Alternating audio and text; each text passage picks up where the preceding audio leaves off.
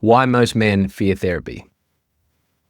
I wanted to talk about something today that used to be a massive issue for men in particular, but also for women and for particular generations as well.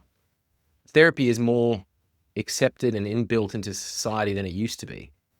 Once upon a time, there were giant stigmas around it. There was preconceived notions and judgments about it, that it's for people that are silks, basically, or it's a bit woo-woo and it's a bit focused on the feeling rather than the fixing of things. But that couldn't be further from the truth, but that's what some of the stigma was. Now, this can be something that everybody experiences, men and women alike. But particularly for men, this is something that has always kind of pushed them away. Of course, there are exceptions to this rule. I'm a counselor, for example, but this is something that has always kind of put men off a bit, as in a general sense, because it's talking about vulnerability. It's talking about the parts of life that are more difficult to express. We can only really speak in generalities in this particular thing because there are so many exceptions to every rule, different families, different dynamics, and different personalities and ethics. People will deal with things differently throughout their lives, but as a general historical thing, men don't talk about their feelings as much as women. Men aren't encouraged to talk about feelings as much. And even nowadays, when people are encouraging men to talk more, there's also a counter argument too. I see in a lot of reality programs or interviews, you'll see a lot of people go, oh, I want a man who's in touch with his sensitive side. And then when he actually does express, they go, ugh, it's a bit unattractive. That's not so nice. Again, some women, not all women, some men, not all men. But this is something that I guess adds to that stigma and adds to those issues because men are told to open up, but then they're also penalized for it. So there's different stigmas and different issues, whether you lean into it or pull away from it. There's a stigma that it's weak. For men, there's a stigma that talking about your feelings, talking about issues, talking about problems, talking, not doing, is weak, is weakness. And you're adding to weakness by doing that. But the thing is, this often comes from insecurity. This often comes from being afraid because it is vulnerable. This is vulnerability in the purest sense. Now, I'm not here to advocate for therapy. I'm not here to advocate for therapy and say that it's the only way to get through problems. It's the only way to get through issues. If you can get through any problems that you have without therapy, that's great. No problem here at all. It's about bettering ourselves, healing wounds, moving on stronger, and making it easier for us to not have to deal with past issues, to not carry them through life or have our kids have to deal with them, or our partners or our family and friends. We just want to grow and be better. So if you can do it without therapy, no problem. No issue here at all. But for some people, therapy is needed. Therapy is super helpful because it's a different way of processing the inner hurt, the inner issues that do compile over life, that do distort how we see ourselves or see other things in life, that do control or affect the way we live our lives. This is a really helpful tool that people can use. So if you can use it to help yourself, great. And if you don't need it, great. But often it's kind of a combo sort of thing. We've got to employ multiple different ways of bettering ourselves in order to get the most possible growth. To repeat, I'm not here to advocate for therapy. I'm here to advocate for being a fully functioning, healed human being, a fully functioning version of yourself, the complete or the most complete version of yourself that you can be. I don't really mind how you get there, as long as it's healthy and as long as it's not damaging yourself and others, no problem here. Now, counter to what you may feel, it's not strong or strength to avoid therapy. If you've got issues that you're carrying for ages and you're not doing anything about healing them or helping them, that's not strength. That's never been strength. To avoid therapy, to avoid talks or conversations with your family and friends that would bring about healing rather than pain or continued pain, it's not strong to avoid those conversations. It's not strong to hold on to prolonged pain when you could do something about healing it. Is running away not a cowardly thing to do? That's running away. If you've got an issue and you can't face it and it's too painful, I get that. But if you're not trying in any way, shape, or form, and you're going to avoid it, that's running away from your issues. That's not actually running towards and trying to better yourself and being vulnerable and being fallible and picking up your mess and healing others and things like that. The quote unquote strong thing to do is to face your fears, is to face the problem that you're dealing with, is to face the issues that are causing problems in your family, in yourself, in your life. The strong thing to do is to do what is required to heal your wounds, to do what is required to heal yourself and for your family, to do what is required to show up your best for yourself and for others as well. It's strong to not let your burdens, hurts, and traumas hurt yourself or others indefinitely. Because to allow that to happen means we're running away from the thing that could really help us, to really heal us, or to really help the people in our lives. The reason why I'm bringing this up is because this was brought to mind very recently. This is something that I think when I was going through my uni and going through my education part of my profession, this was more prevalent because I was one of a handful of guys in my class and the rest were women. It would have been less than a quarter were guys. That's often the case in caring industries. I don't think that maybe the ratio is as big, as much of a differentiation. But when it comes to caring industries, nursing, etc., it's generally more women than guys, generally. So my class and my learning and education was no different. And the reason why I'm talking about this is because I want to encourage people to not only do what's required to help themselves, particularly men, but also people in general. I want everybody to do what they can to help themselves, to heal themselves, for themselves and for their family, because I don't think it's fair to carry the weight of trauma indefinitely. Or it might not even be trauma. It may just be issues that are getting in the way. We don't have to give these things a free ride. When I was looking at doing this, I was reminded of a placement that I did. I did a placement for my course. And I remember I was with this organization, a caring organization, that I had to come to and do some counseling sessions for. And unfortunately at the time, unlike a lot of other placements, it was pretty strict in the fact that if I'm there for 8 hours and I've got 8 clients, but all of them cancel except for one, I've got 1 hour that counts towards my placement time and I've got to get several hundred hours.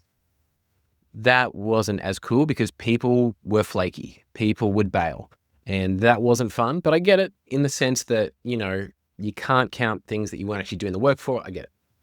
But that wasn't awesome. But at this particular placement, I had a diverse range of clients. Young, old, unstable accommodation, employment, money, relationship problems, trauma issues, addictions, things like that. During this placement, I had this client and he was a great client to have. He was a good guy. We got along really well, but we were from very different worlds. I think at the time I was probably mid-20s, I think. And he was late 60s, early 70s, I believe. He was a Vietnam vet. He had served and he had fought. He'd been there for a fair while. And he'd had a hard life. He'd had a tough life. And there was a lot of different issues that he went through.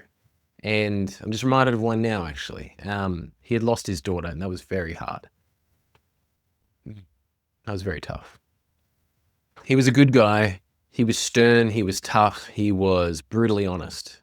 And I appreciated that because I knew what I was going to get from him. And I knew that I could be that back with him as well. I could be upfront and honest and challenging. And my style of communication as well, even though I like to be kind and gracious and things like that, I also think it's important to respectfully challenge clients as well because we're all a work in progress. We could all do better. And we could always see what's on the other side of things or see maybe the other effects that we're having with even a behavior that we've justified to ourselves. Now, this guy, he was a very hard, stern guy, but he was also vulnerable. And he even said himself that since losing his daughter, he had become a lot more vulnerable. He had realized a lot of things that had gone on in his life where he'd shut himself down. He'd closed himself off for fear of being weak and for fear of being seen as weak. Whereas he knows that it was a necessary thing to be open, to be honest, and to allow these wounds to be dealt with. So he'd flick between being vulnerable and kind of hard and calloused a little bit. But I could see that he was trying his best. He was doing everything he could with what he had. He was really doing his best. He was being honest the whole way through. Now, he said to me in one session, with less polite words, that he used to think not talking about things was the tough, manly thing to do. He was like, yeah, I used to think that that's the tough thing to do, and that's what men did. That's what men do. Men just get on with it, and they just do this. But I realize that that's just what wimps do. That's what sooks do. And he did not use those words. So he was a bit more brutal about it. But yeah, he hit it on the head. He's like, that's what wimps do. That's what cowards do. They run away. They don't deal with their problems. But that's not what men do. Men face their problems and they deal with it. And I thought he summed that up brilliantly. I think that men are trained to bottle things up, to be the rock, to be stern, to be strong, all these things. And they're taught that from a young age. Again, not as prevalent as it used to be. It used to be very black and white. There's a lot more gray now. It's not necessarily what it looked like in the 50s. It's definitely not that. But I agree with what he said. I do agree that as men or as people who want to do well, who want to heal things, who want to get through things, who want to be stronger and better, you can't run away. It's scary. It hurts. Totally. Definitely. There's a lot of painful things that people go through, both on their own accord and definitely not from their own accord. But they are all things that we need to deal with if they're affecting us, because otherwise we are carrying that indefinitely. Do you really want to carry the weight of your hurt, burdens, and traumas and carry that for a free ride for 80 years? And then at the end of life, hand it off to your kids and to their kids so it can start all up again. Do you really want to do that? Because that's what happens when we don't deal with our stuff, because everyone else has to deal with it. No, of course you don't. You love your kids, you love your family. And if you look past all the hurts, you might love yourself too. Do what you need to do to take it off your shoulders. Do what is required to heal yourself. Do what is required to make yourself a better person so that at the end of your life, your family can pick up the great things so that they can carry them ahead. Not the negative things that used to affect day-to-day life, be it yours or theirs. I know I don't want to get to the end of my life, not deal with my problems, and then at the end, I've left my kids anger issues, hurts, distorted relationship views, whatever else, any nonsense I'm carrying that I could have sorted out. I don't want my kids to carry that forever. Speaking about what's happened to you isn't weakness. Speaking about what's been done by you or others isn't weakness. That's honesty. Owning up to your shortcomings isn't weakness. It's ownership. It's personal responsibility and accountability. It's admirable and it's honest. It's necessary. Therapy is a helpful tool, but it's not the only tool to use.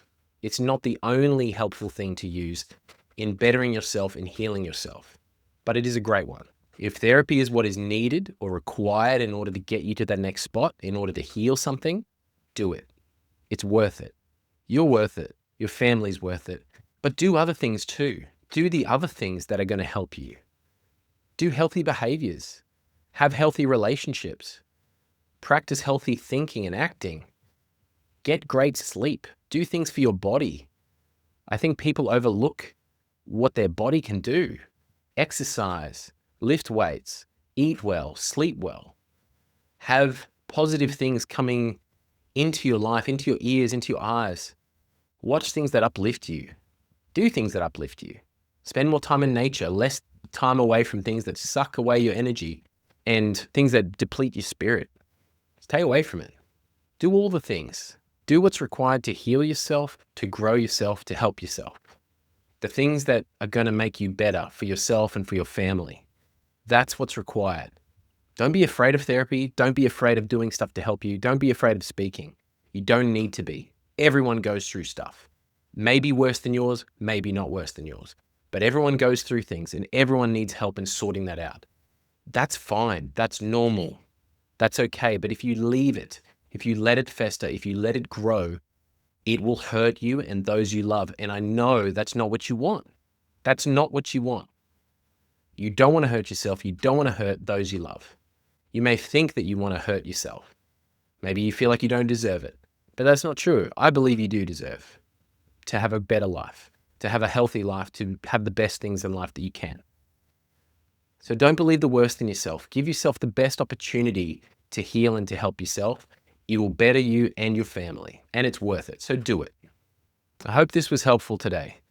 This was not something that I had planned on speaking about, but I do think this is something that we need to get our heads around as men in particular. It's okay. It's okay to be vulnerable, to be open, to be all these things. You're still a good guy. You're still a strong man. You're still a man. You're still all these different things. You can be imperfect. You don't need to be perfect. You don't need to be always right. You don't need to be any of those things. How are you going to be perfect, man? How's that going to work? If you figure out a way, let me know, but I haven't figured that out. So just be you and keep working on yourself. That's ownership. That's responsibility, and that's real strength. So do that. I hope this helped today. If you want some help in the future, DM me, hit up my website. Let me know if there's anything else that you want me to speak about to do with counseling, therapy, or any topics that you think would be beneficial. Let me know. I hope you and your family are well. I hope this finds you well, and please take care. See you in the next one.